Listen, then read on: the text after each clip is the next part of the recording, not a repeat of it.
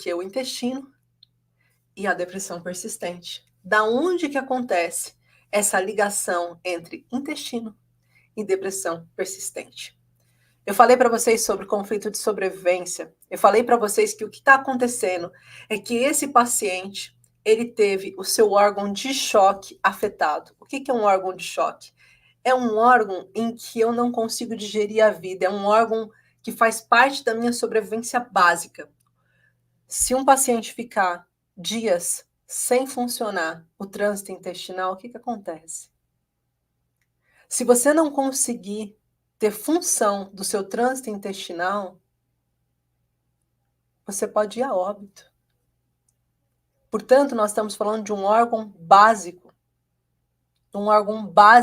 essencial para a vida. Então, quando a gente está falando sobre isso, no conflito de sobrevivência, esse choque biológico inesperado que acontece pode ter colocado essa percepção, essa incapacidade de assimilar essa situação que pode sustentar a depressão. Enquanto você não resolver, e por isso o aspecto 3, enquanto eu não resolvo o conflito subjacente, o meu paciente continua com depressão severa. Enquanto eu não entendo o que está ali a base dele, porque ele ainda não entende. Terapeuta, o seu paciente ainda não entende. Quando você está com um paciente de depressão e você pergunta o porquê que você está com depressão, ele diz, eu não sei. O porquê que você está chorando, o porquê que você está triste, ele diz, eu não sei. Aí está a grande dificuldade da nossa sociedade conseguir olhar para um paciente depressivo.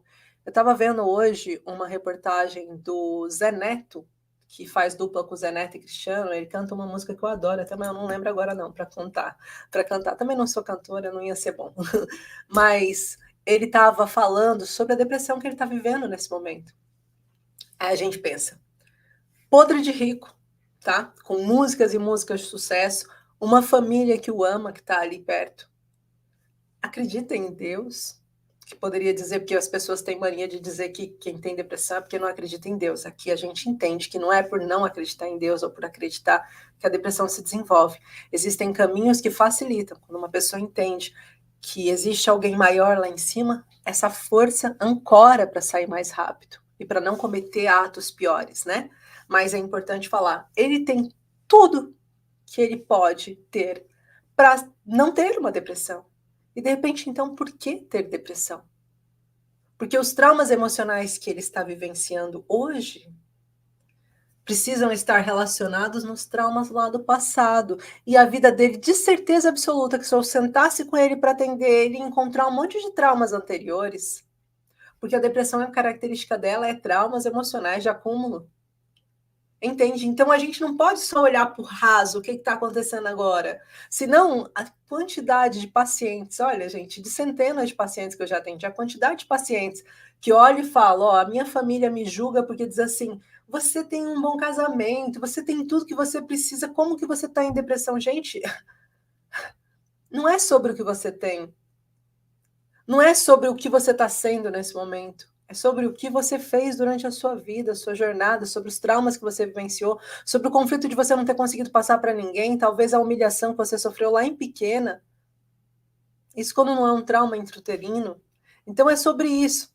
E a gente precisa conseguir trazer para o paciente qual é a questão que está por trás, qual é o conflito emocional que está por trás. Por isso, eu falo da importância da gente usar a biomicrohertz para investigar o trauma subconsciente.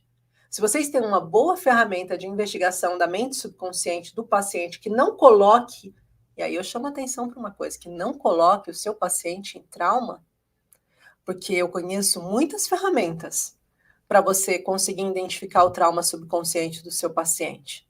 Existem um monte de pessoas que falam, sou especialista em trauma, só que o problema é que muitos deles sabem abrir a gaveta do trauma, identificar, o paciente volta lá, fica mal e depois eles não conseguem tirar, porque a ferramenta não permite que tire dessa dor. Só permite estancar. Só permite ir lá, colocar a mãozinha, mas continua vazando sangue. Então é importante a gente conseguir compreender isso, tá bom? É muito importante. Então esse é o terceiro ponto, conseguir olhar e perceber qual é a questão que está trazendo conflito para o meu paciente e proporcionar alívio emocional para ele.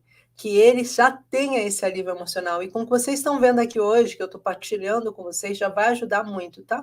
Dificuldade que muitos de vocês encontram no tratamento e nas soluções que podem ajudar esse paciente. Aí eu quero trazer algumas coisas para vocês.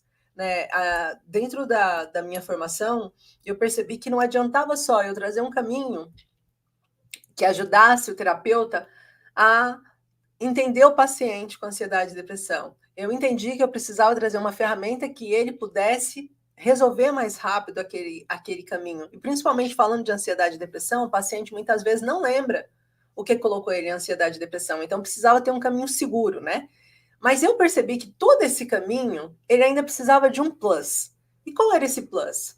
A maior parte dos terapeutas não sabem o que fazer no pós-consulta. No que eu faço depois com o meu paciente? O que eu posso ajudar meu paciente? Até onde vai o meu trabalho como terapeuta que vou trabalhar com ansiedade e depressão? Então, eu disse hoje para vocês, no ponto 2, que o eixo intestino-cérebro, o nervo vago, quando o intestino está inflamado, com desbiose, esse paciente ele tem uma lenta recuperação.